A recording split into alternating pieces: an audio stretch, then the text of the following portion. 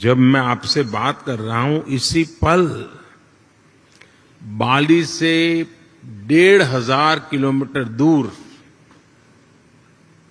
भारत के कटक शहर में महानदी के किनारे बाली यात्रा का महोत्सव चल रहा है, जिसे बाली यात्रा कहते हैं।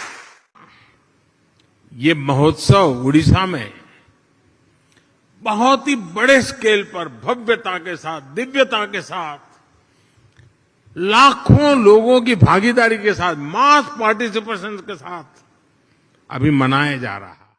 स्मरण में एक स्पर्धा चला रहे हैं।